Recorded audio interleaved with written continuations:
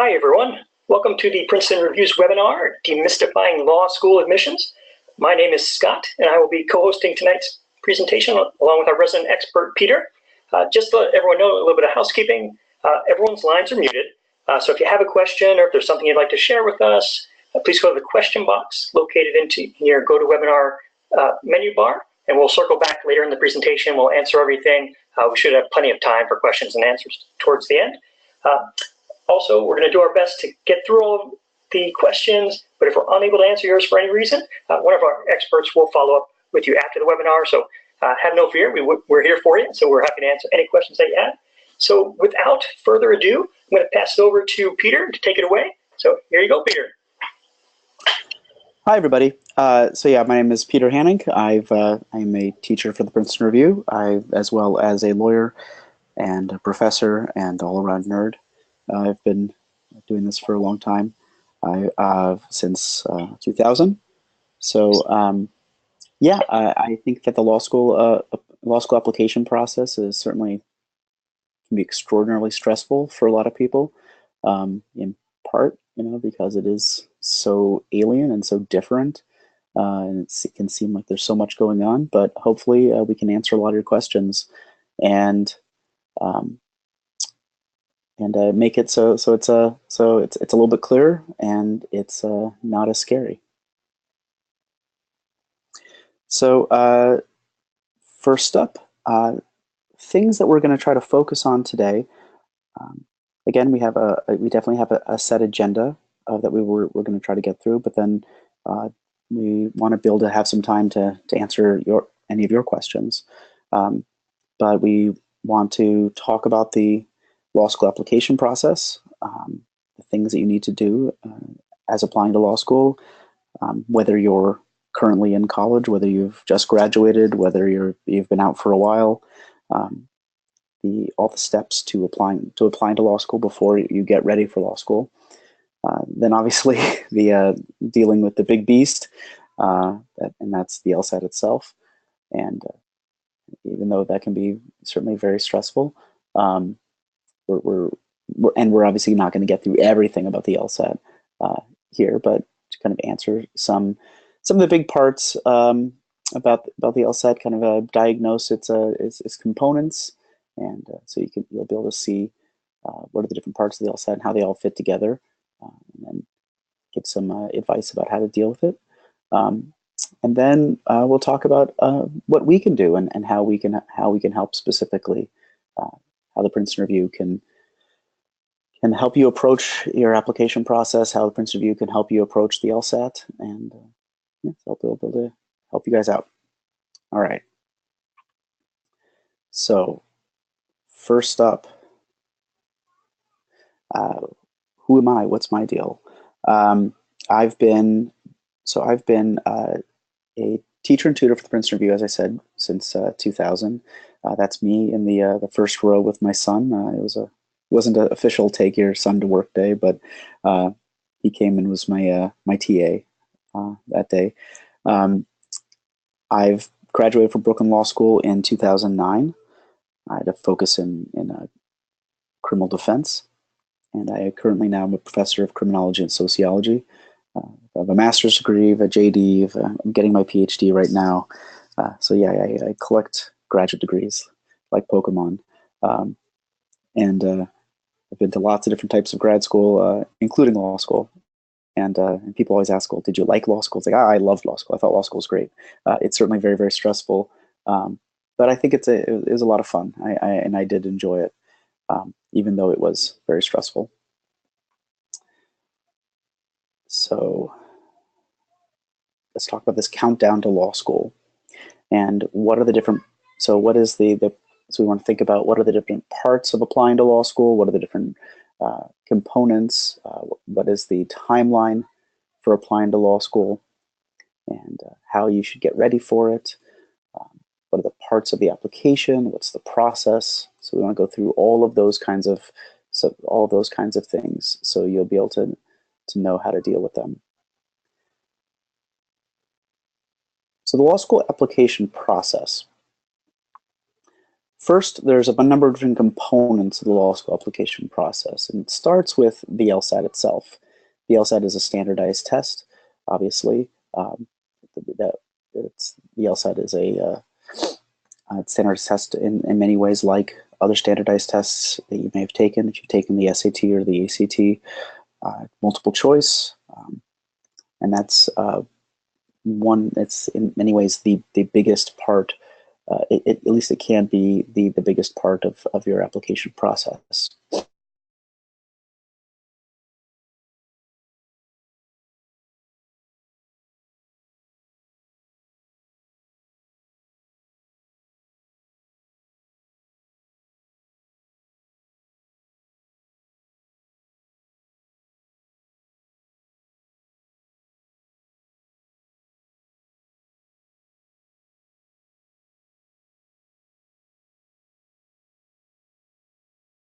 Is that it is one centralized clearinghouse that allows you to, so you don't have to, when you apply to different law schools, you don't have to, reinvent the wheel every single time. That it's one place. It's that everything gets sent. So your letters of recommendation, your personal statements, obviously the LSAT scores, your transcripts. So you don't need to send separate transcripts to every single university. You send it to one place, and they assemble all those different credentials so that it's ready to go out.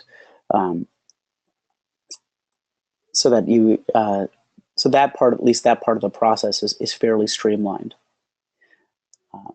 So that it's not, so you don't have to spend a lot of time doing the same thing over and over again, which of course brings us to transcripts and letters of recommendation. You need to get transcripts from any institution that you've attended.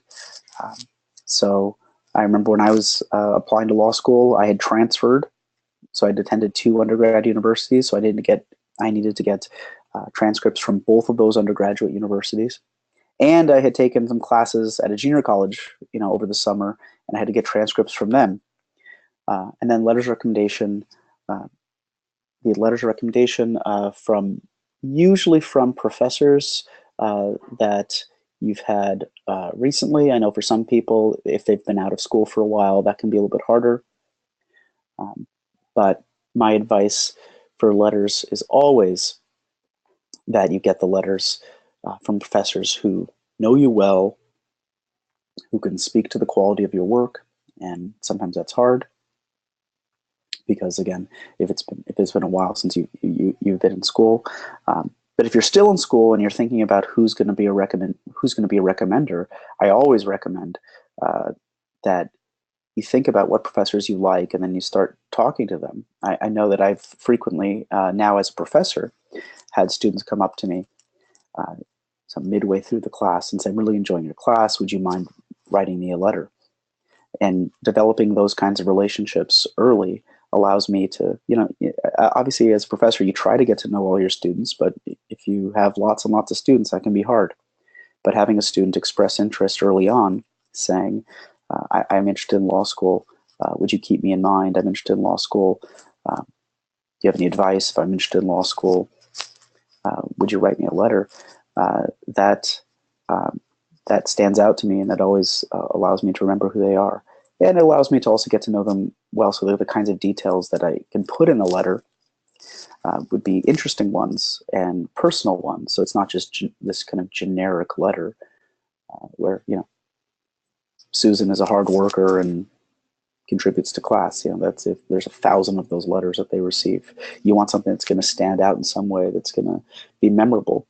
And being able to develop those relationships early on with professors is a great way to make sure that your letters are going to be personal and meaningful and stand out. Which brings to the last part of the application process, which is the application and personal statement. So as I said, the Credential Assembly Service, brings everything together. So they'll bring together your letters, your transcripts, and your LSAT scores. What that doesn't include is the personal statement and any kind of additional information that individual law schools might ask for. So if you applied to to any university that was using the common application, again, this will kind of be similar to that. But every law school might have a slightly different requirement for a personal statement. All of them usually come down to some variation of why do you want to go to law school? And really what they're trying to get at is how do we know that you're not like just coming to law school because you're bored and you're going to drop out after it gets hard? Why is law a profession that you're really interested in, and can you demonstrate that you're actually interested in it? That's as far as law school is concerned, such a big part of it. But the application of personal statement is, again, definitely part of that process that you want to pay attention to. That you don't need to start on that immediately, but you should be thinking about getting your personal statement together. You don't want to wait to the last minute, because that's really the only time you get to personalize your application. Now, the letters of rec, hopefully you've done the work so your professors write you a good one, but you obviously have no control over what your professors write about you, your recommenders write about you, but your personal statement is your chance to kind of craft a story about yourself and why you'd be a good fit and why you belong in law school. And that's so you don't want to put that off to the last minute. All right, so now let's take a look at what law school applications look like at this point.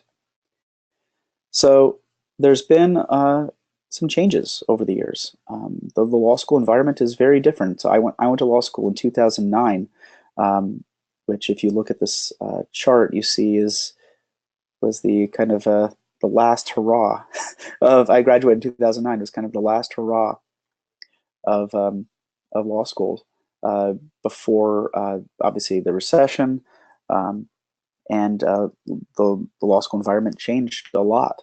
And it in many ways is kind of a different place. The law schools in the 2000s were receiving close to 90,000 applications a year, and in recent years it's been closer to 50,000, 50, 60,000. It's been decreased by 40%. Huge drops year on year and year, and that's because the law environment has changed. That legal jobs are in many ways much more competitive. And law schools they're kind of placed in this interesting position where, on the one hand, obviously the number of people applying to law school has gone down. So law schools are really trying to attract good candidates. On the other hand, law schools are also very concerned that people will go to law school and then not be able to get a job afterwards and not really be interested in law afterwards, which hurts their reputations as well. So law schools are definitely interested in attracting good candidates. And at the same time, law schools are very concerned that that their graduates, if they don't get jobs, will hurt their standing. So it's a good time to apply to law school.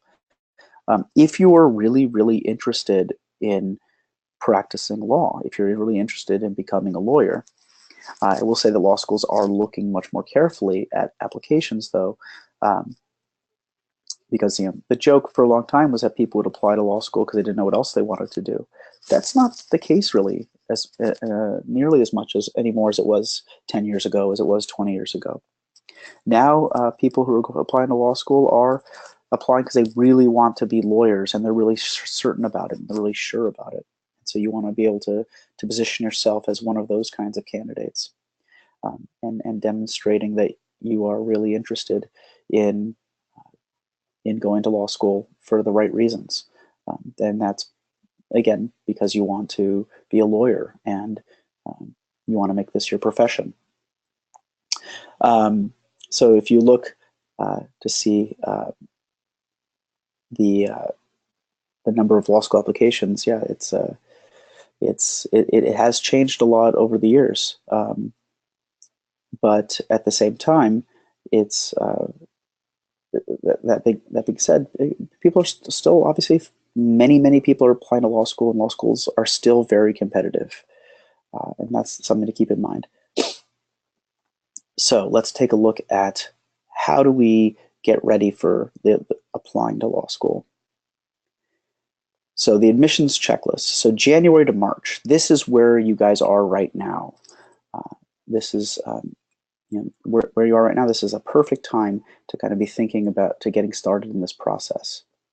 So you take a practice LSAT, and when you take a practice LSAT, I'd say sometimes people are really worried, like, do I have to study for my first practice LSAT? It's like, no, you don't study for your first practice LSAT. Your first practice LSAT, you're just taking one to see where you are.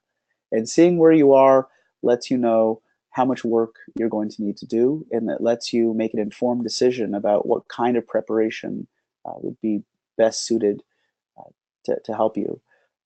If you take a practice LSAT and you're scoring a 175, then Princeton Review pats you on the back, and you probably don't need our help very much because you're in a great position.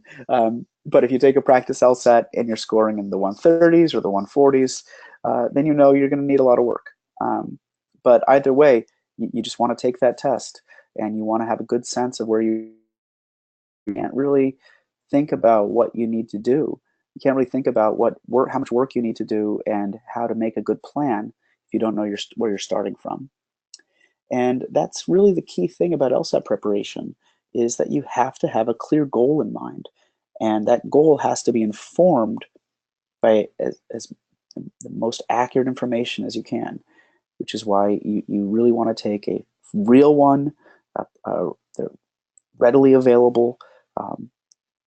Take a real practice LSAT under as close to test conditions as you can to get a sense of where you are and where you're starting from. And that will allow you to make a real clear plan for your LSAT preparation, for where you want to end up, for where and for what you need to do along the way, and what kinds of and how intensive your preparation needs to be. So as you're following your LSAT prep plan, you want that plan to be a realistic one, the one that you can follow, but at the same time you want it to be one that you will follow. So you want to be paying attention to thinking about what are the one of the things I always say to students I work with is, forecast going forward, the next few months. What are the things that are going to get in the way?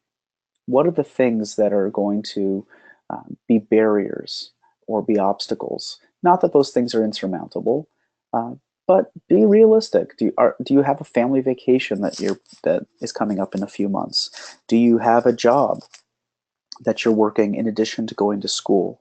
Do you have family obligations, or do you have children? Do you have a partner who might be upset if you disappear for 6 months? Do you have finals? Do you have a big paper? Do you have whatever those things are? Make sure that those you include those in your plan. So a lot of people when they make LSAT plans, it's kind of like making New Year's resolutions, where they say to themselves, I'm gonna work out 5 times a week for an hour, and it's like, no, you're not. Or maybe you are, but be realistic about what you're able to do, what can fit within your schedule, and what you have the kind of stamina for. So if you say, I'm going to take an LSAT a week, that can be a great plan. But then you have to make sure that you schedule in time in your calendar to actually do that. If you say you're going to take an intensive prep course, great, but make sure that you don't have term papers that are popping up that will make it so you start missing classes or won't be able to finish the homework, because then it's it's not going to be a good use of your time or your money. So after you make your plan, you want to make sure that you follow it through. You register with the Law School Admissions Council, LSAC, for a test date, and with the LSCAS, the Credential Assembly Service.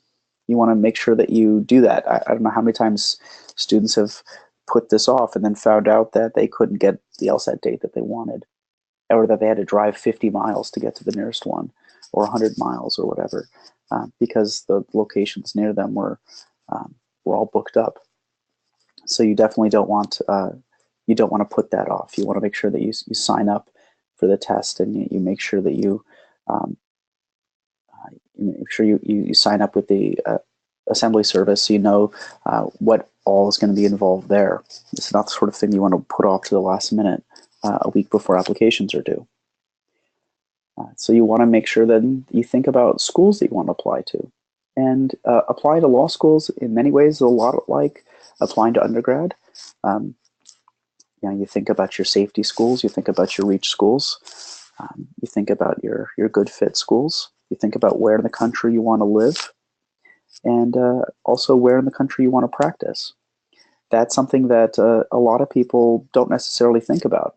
It's true that you could definitely practice in a different state than you went to law school, but at the same time, a lot of, depending on the kind of law you want to practice, a lot of the connections that you make, because law school is a professional school, are connected to the city or state your law school's place is located in.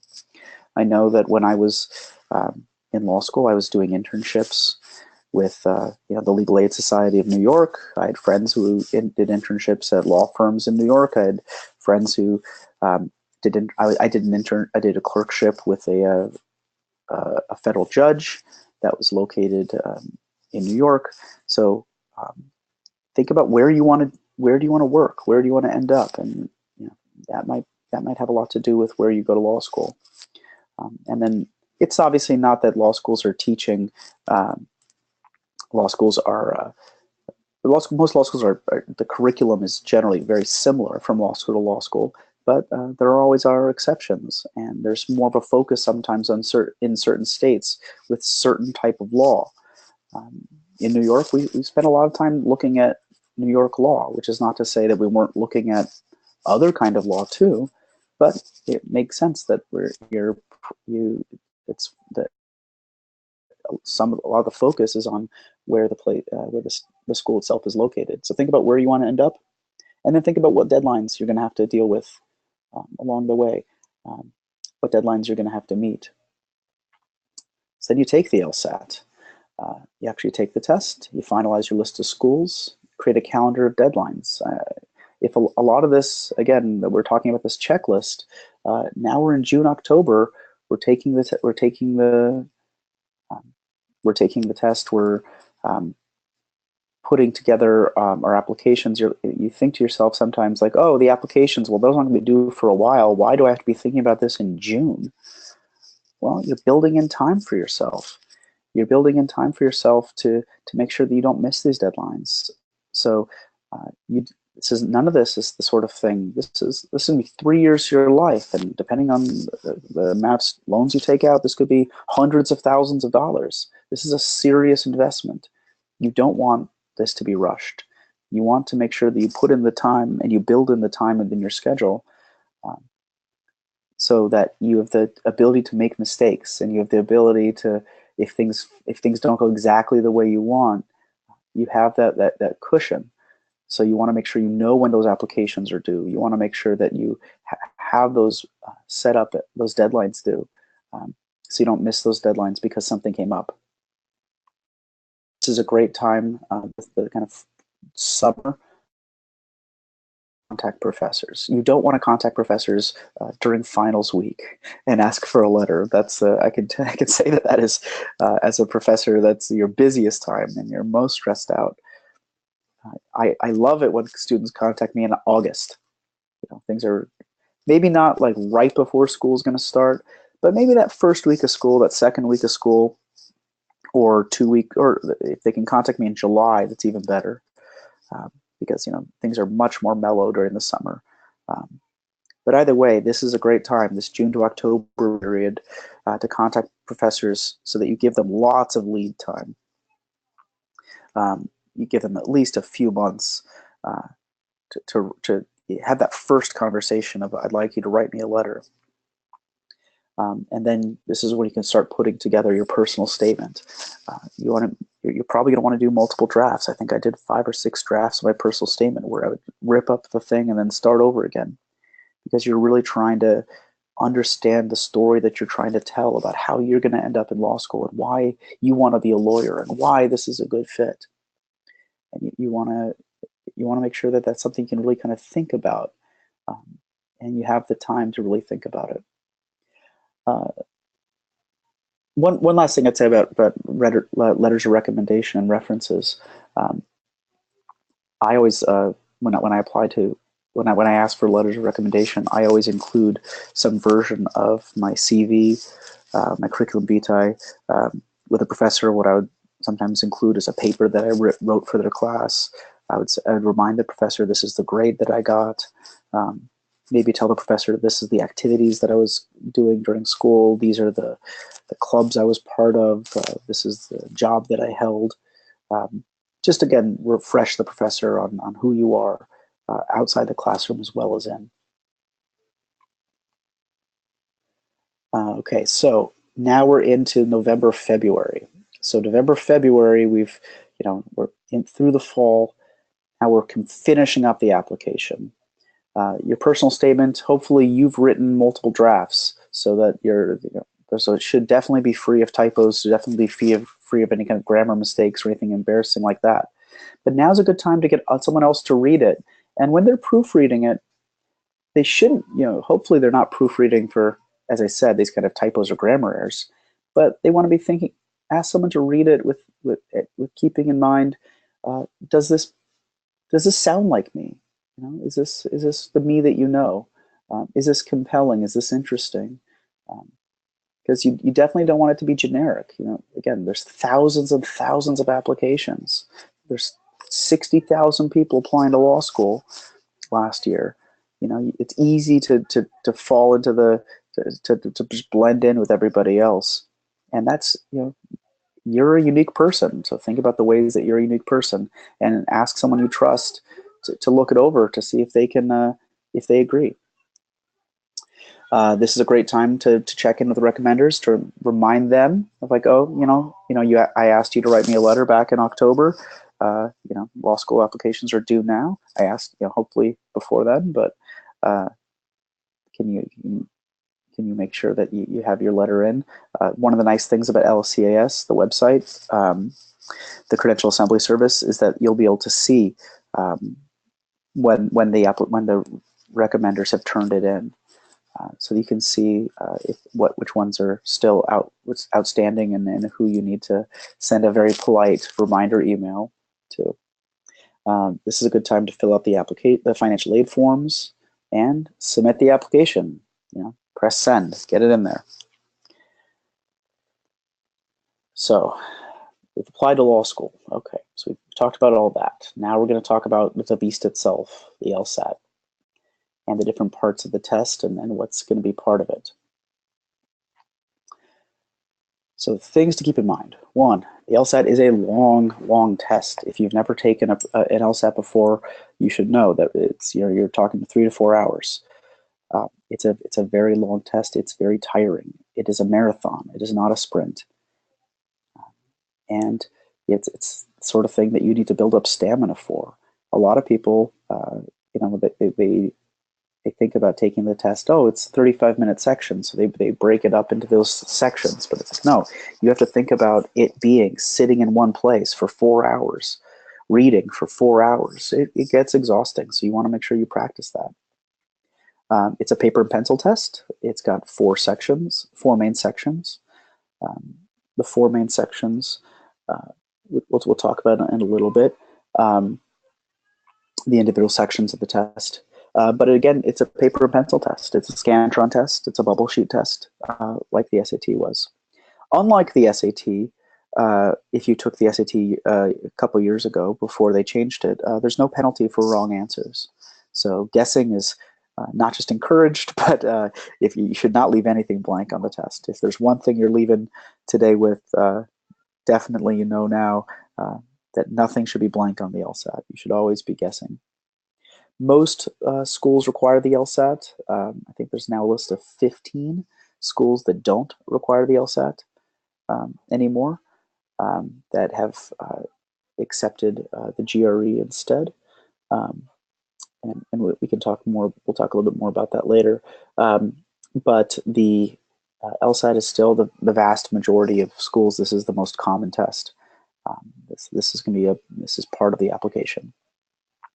In 2018, the LSAT will be administered February. If you haven't signed, if you're here, you probably have, that will be in a few weeks. There will be a June test, a July test, a September test, and a November test. So it's offered 5 times a year, and it's perfectly fine to take the test more than once. But certainly what I always say to students is that there's the actual LSAT should not be the way you practice for the LSAT. You're going to be taking lots and lots of practice tests. You probably should not plan to take the actual LSAT more than 1 or 2 times. That's not to say that it's the worst thing in the world, but it's your practice should be happening outside of that room. You really want to be taking it and be done with it, and you want your improvement to be happening outside of that room. All right, to register, again, go to lsac.org, and that's where you'd sign up to take the test. So I mentioned that there's 4 main parts of 4 main sections of the LSAT. Well, what are they? There is reading comprehension, a reading comprehension section, which is in many ways exactly like every other reading comprehension section you've ever dealt with in your life. You get a passage and you have to answer questions about it. The questions ask you about the main point. The questions ask you, all those, line 43, what does this mean? All those kinds of questions. Although it is very hard. Many students say that it's the most difficult section of the test, which I think surprises them, because they think of the reading comprehension as being, in so many ways, the most familiar part of the test, right? Because you've done reading comprehension so many times over the years. But it's very long, it's very detailed, and it's certainly something to get used to. Then you have the logical reasoning and the analytical reasoning. Those 2 sections we normally just refer to as arguments and games. That the argument section is, you have these short little passages, and you have to ask questions about how you would weaken, how you would strengthen the argument that the author's trying to make. Questions ask about assumptions that the author makes. These look like reading comprehension, but they're not just about comprehension. Oftentimes, what they're trying to get at is how well you can take apart the parts of an argument and understand how the pieces all fit together. So even though that's more specific, probably,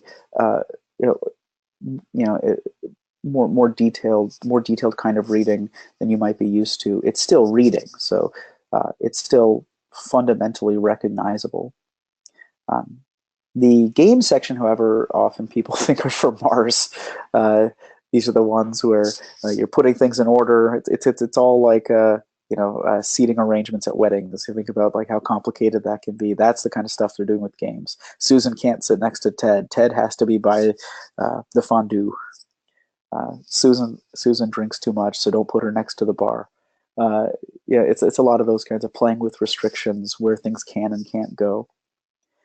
So this is the section that a lot of people come to the test with the most being most nervous about, and struggle with the most. That being said, the game section is actually the section, in my experience, where a lot of students get the most improvement, because they come to it not knowing even where to start, and after you've done some work, you realize, oh, actually, I kind of get this. Oh, I understand how this works.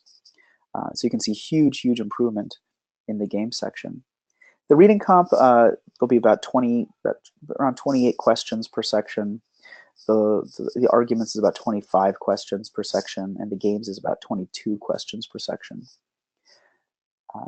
There'll be 1 reading comp, 2 arguments, and 1 games.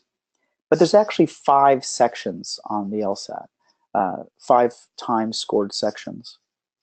That 5th one is an experimental section. The experimental section is going to be where they test out questions for future tests, which is like a nice move on their part, right? You already have to take these 4 real ones, and then you also have to take one that doesn't count. But you won't know which one it is. It's not worth trying to figure out. I've never really consistently been able to figure out which one it is. It's going to be one of the other sections. So so if you have 2 reading comp, then one of those reading comps was the experimental. If you have 3 arguments, then one of those arguments was the experimental. If you have 2 games, then one of those games was the experimental. You don't know which one it is, so don't lose sleep over trying to figure it out. But it doesn't count towards your score. So if you bomb it, it doesn't matter. So that's why I always tell students, like, you feel like you bombed a section, just tell yourself, oh, it was experimental, as a way to not like let a bad performance in one section kind of get in your way when you have to do the next one. Then you have an essay, and the essay is not scored, and it doesn't really matter. I've talked to a lot of admissions officers, and no one's ever said, yeah, we were going to let that guy in until we read his essay. Or we weren't going to let this guy in, and then we read his essay, and we were like, wow, he's great. Right? So the essay doesn't really matter as far as decision making. It certainly doesn't contribute to your 120 to 180 score. It's not really part of the score. It's not really part of the LSAT, but it is information that they have. So you don't want to blow it off. You want to show up and do a decent job, but it's not something that you should be losing any sleep about preparing for. But it is part of the test. So take it seriously, but don't sweat it. All right, so we mentioned the 120 to 180 score. Well, what does that look like? Well, that's what this table is here. So if you'll hear people say often, like, what's a good score? What does a good score mean? Well, the average score, the kind of 50th percentile, right? So half of the people score above that, half the people score below that, is about a 151, 152, right around there, which is about halfway between a 120 and a 180, which makes sense, right? That's kind of the middle of the road score. So when you hear people say, like, oh, a good score is a 170. It's not. That's a 170 is not just a good score. I mean, that's an insanely good score. If you look here, you're looking at, like, you're in the top 2.5% of all test takers.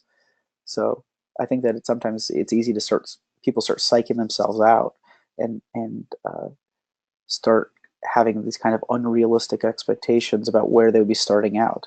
It's great to have goals, and it's great to have ambitious goals, and it's important to set goals for yourself, and it's fine to have to shoot for that 165, that 170, even if you're starting out in well below that.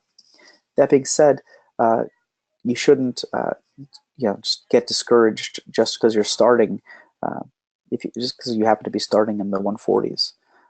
Or the 150s. That doesn't mean that you can't improve, and you can't improve significantly. I regularly, we'll talk about this a little more, but regularly see students' scores improve in the double digits. I mean, that's just normal to see that, and it's unusual if they don't improve by that much. So obviously that's a function of how much work they put into it, but it's completely normal for students to improve by 15 points, by 20 points, depending on where they're starting. So it's fine to have ambitious goals, and I think that's great to have something in mind of where you're trying to end up. All right, so what is the LSAT? What's this whole deal? I told you the parts of it. I told you how it's scored. But what is it? So ostensibly, the LSAT is designed to measure the skills that you're going to be using in law school and the skills you're going to need as a lawyer. So these are the kind of skills that you should be thinking about developing anyway, if you want to go to law school. And these are also useful skills just for in college. Reading comprehension is really important. It's really important to be able to understand what you read, and a big part of that is really active reading. People do often ask, like, what the heck does active reading mean? Like reading while I'm jogging at the gym? It's like, no, no, no. Active reading is reading where you are being very critical, where you are asking questions while you're reading, where you're engaged while you're reading, as opposed to just kind of like passively moving your finger down the page. And then you get to the end of the paragraph and you're like, what the heck did I just read? And then you have to go read it again. Active reading is reading where you're kind of, you think of it, I always think of it as you're reading in conversation with the text, where you're asking the author questions like, why are you telling me this? How does this have to do with your main point? What is your main point? What are you getting at? What are you selling? Like, what do you want me to believe? You should be asking yourself those kinds of questions as you go in that really kind of engaged, critical way. And this is certainly something that you can start now and start practicing now. The LSAT also rewards organization and time management. It rewards people who are able to kind of clearly take apart things, take apart arguments, take apart games, are able to clearly understand how things relate to each other. The LSAT rewards critical thinking, as in not just accepting what something is on face, but kind of understanding how, being able to demand proof, to find evidence, to see how an argument is structured. It rewards analysis and evaluation, judgment, being able to draw conclusions which are supported by the information, that don't go too far. All this is to say that preparing for the LSAT will help you think like a lawyer. That this is, it's not that, these are the only, again, people say, I've met plenty of people who are fine lawyers and did very well on the LSAT, or who did very well in law school, who did not do great on the LSAT, right? So it's not that this is a perfect match, but the kinds of skills that the LSAT tests are the kinds of skills that you are going to be using in law school. And developing those skills now will help you prepare for the LSAT and will certainly help you prepare for law school. So preparing for the LSAT helps you think like a lawyer, but the flip side of that is that thinking like a lawyer helps you prepare for the LSAT. So think about what the kinds of skills that a lawyer needs, what kind of skills are useful for arguing a case, putting together an argument, analyzing someone else's case, taking apart someone's argument. All those kinds of things that make you interested in going to law school are the kinds of things that are also useful for the LSAT. All right, so what about the GRE? This is the question that a lot of people have been asking recently. So as of last month, there are 15 schools that accept the GRE. So that's 15 schools out of hundreds, right? So maybe the school that you're applying to is accepting the GRE, but if you're applying to 6 or 7 schools and one of them accepts the GRE but the others don't, you're still taking the LSAT. So maybe if all the schools you're applying for are taking the GRE, you think about ditching the LSAT. But really, at this point, it's really the minority of schools. So our recommendation is that you focus on the LSAT and you prep for the LSAT, and that's what you keep in mind, is the fact that the LSAT is going to be accepted at every single law school. The GRE is not. The LSAT is a known quantity. You know how to prepare for it. You don't want to prepare for one test and then turn around and start preparing for a different test. So focus on one thing at a time. And right now, that's getting your LSAT scores as high as possible. So that is what you should be preparing for. All right, so now let's think about how we can help. Perfect. And I'll chime in here. So Actually, Peter, for this, I'm going to turn it over to Scott. Sure, Peter. If you don't mind, could you still share your screen for me? Yep. Perfect, just to make it smooth here. So really, it's our job to help you navigate this whole process, right? So that's why you're here at this session tonight. We want to help make this process easy for you. And if you wouldn't mind going to the next slide for me.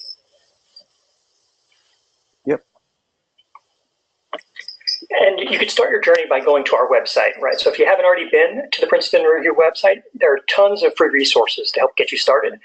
As Peter mentioned earlier, we have a free full-length practice test that you can take at any time.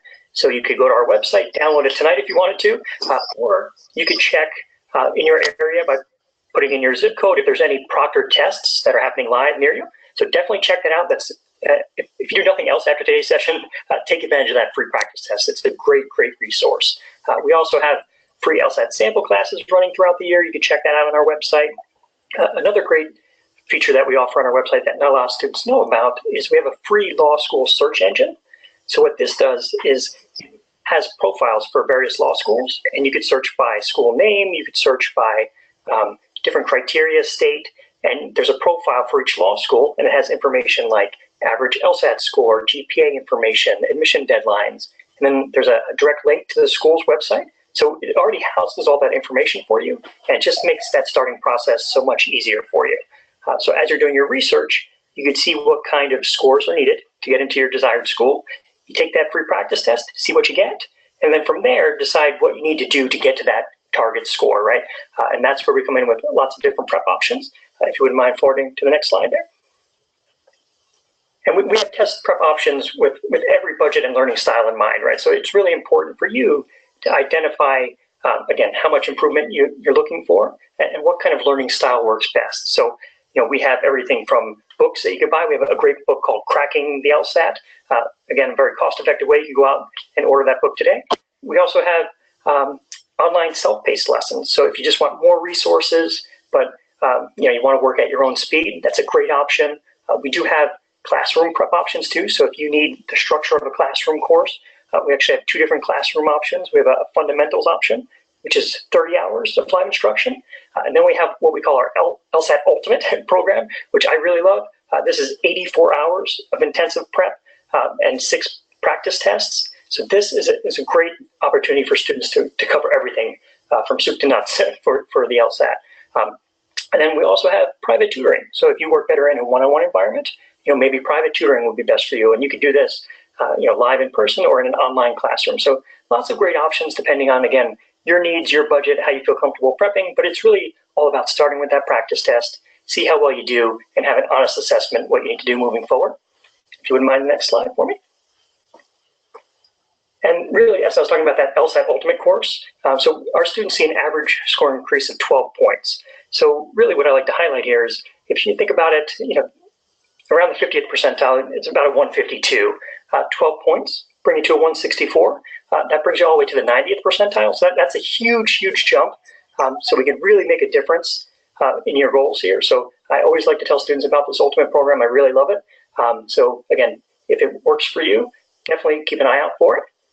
And then finally, the next slide we'll talk about, we also have another great option that we call homework help. So what this is, it's basically online tutoring available on demand. So what's great about this is we have tutors in over 40 subjects. So even English, if you're working on papers, math, science, all that good stuff that are there that you could log in anytime, day or night, and be matched up with a tutor in less than 2 minutes. So this is an awesome opportunity for students. If you're working, if you're a current undergrad, if you're looking to boost your GPA, this is a great resource for you. Another great thing, there is a free trial that you can do on our website too. So definitely take advantage of that. Students definitely love it, and we want to make sure that you're aware that we have it available. And then I think we're toward the end here, so I'm going to look at some of the questions that we have in the chat window. If you have any questions that you haven't typed into the chat window, please take a moment to do that. I'll go through them. Again, you have Peter, who's a great resource here, so we want to make sure that you get any questions answered. And then we're also going to do a quick poll just to get a sense of kind of next steps for you, right? So if you want more information about the LSAT, if you're thinking about possibly doing the GRE, or if you want more information about working on boosting that GPA, if you wouldn't mind just clicking on the quick poll there, again, just to get an idea moving forward, kind of what your interests are. We want to be able to connect with you and assist you the best way possible. So.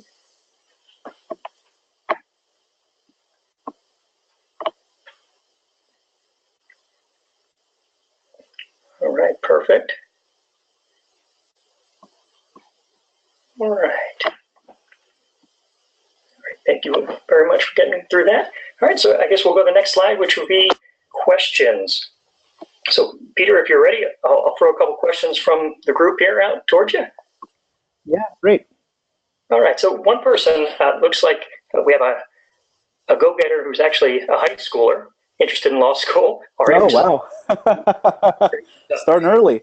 Yeah, which is amazing. So thank you for joining us early. And the student was wanting to know if there's any major resources to learn and discover more about law.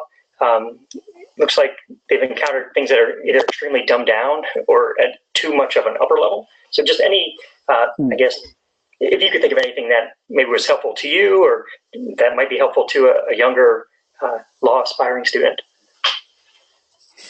Wow, so that's really interesting. So a couple things. One is if you're thinking about the ability to think like a lawyer, one thing that I found very, very helpful that you can start doing almost immediately would be thinking about taking logic classes, classes in, so this would be when you get to college, but like philosophy classes, I know that those classes were always very helpful for me in thinking in a critical way. If you're in high school, you might consider, or in college, you might consider debate. I did debate when I was in high school and in college, and I found that very helpful and great preparation for law. And that was obviously it wasn't like the same thing as law, but it was very helpful. Moot court, mock trial, those kinds of things are wonderful preparations. And oftentimes high schools have those, and colleges certainly have those moot court teams, mock trial teams, and that's a great place to start. Perfect, thank you. We have another question here. Just wondering, how many hours did you study per day back in the day when you're preparing for the LSAT? Yeah, I'm kind of a weirdo because I started teaching the LSAT actually long before I actually went to school. So I was teaching the LSAT, starting in 2000, and I didn't apply to law school in 2006.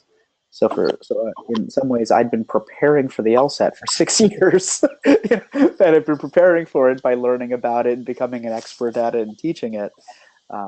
So I certainly put in intensive work when I was first learning how to and getting ready to teach it, because I had to be able to, obviously be competent enough in it to be able to teach the LSAT.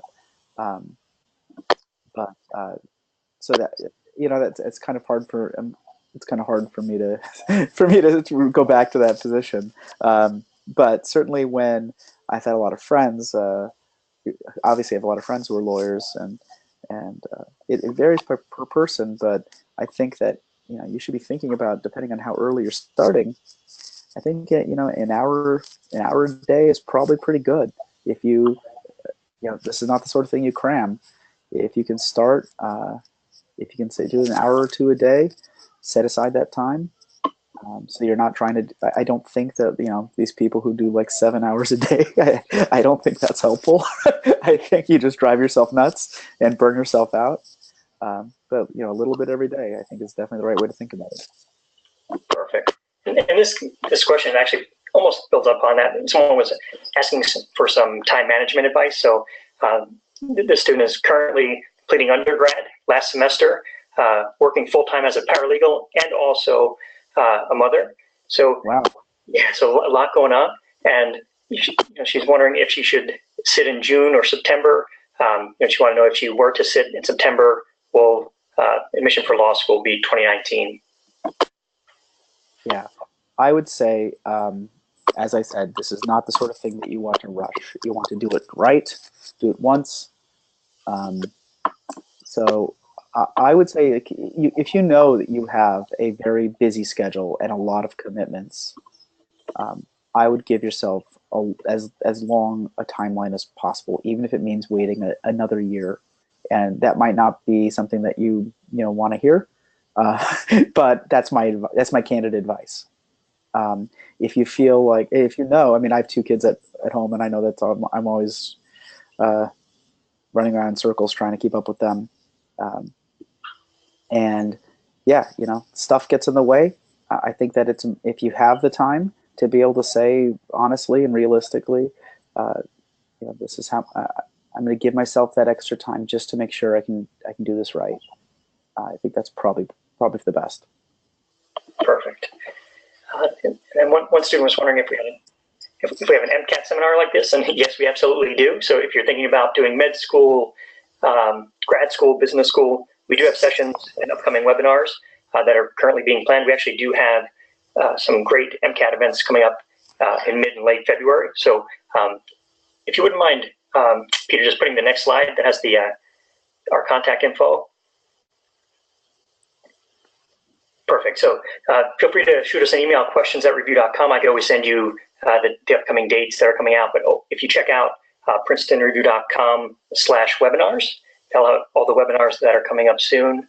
And then we also do have a bunch of Facebook Live events happening too. So if you don't already follow us on Facebook, definitely check us out at the Princeton Review. All right. So we still have a couple minutes. If there are any other questions out there.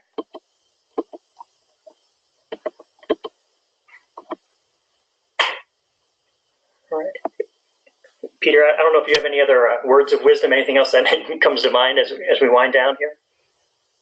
Yeah, so thanks so much for all of you for joining us tonight. The law is a great career. It's as much as stressful as it was, some of my fondest memories are in law school. It was I really enjoyed it, and I think that if I have last words of wisdom, it's give yourself lots of time to do this. Take it in pieces. Don't expect things to happen overnight. Preparing for the LSAT, preparing for like anything else, is not the sort of thing you can cram. You want to make sure that you give yourself enough time to get into it, and to do everything you need to do to get the score, to get the best score you can. Because really, even if it means putting it off for another few months, getting your score even a few points higher can make the difference between that school that is pretty good and you're pretty happy with versus a school that's really good and you'd be really happy with. A few points can make a big difference. Yeah, that's great advice. So we do have one other question sneaking in under the wire here. Yep. I'm just wondering if you think it's better to study in a group or by yourself. What you think is more effective. I think that, man, I can tell you, as I've worked with hundreds of students over the years, and there's not one answer for that. You got to find that out for yourself. I think that think about, do you enjoy, if you've never had private tutoring, think about, do you enjoy personal attention, or does that make you feel uncomfortable? Do you like working in a group? Do you like asking questions? Do you like the back and forth that happens in a group? I love private tutoring. I love the interactions I get to have with students and the personal attention I get to have with one-on-one with students. But I also love teaching big classes, or not big classes. I love teaching they're never big classes, but I love when you got a group of people and bouncing questions off each other, asking questions together, having conversations about things. I think that really depends upon you. Perfect. Well, once again, thank you so much, Peter, for sharing expertise. I definitely loved it. Yeah. And thank you for everyone for joining us. And I just want to say thank you. And that's all. Perfect. All right. Have a great evening, everyone.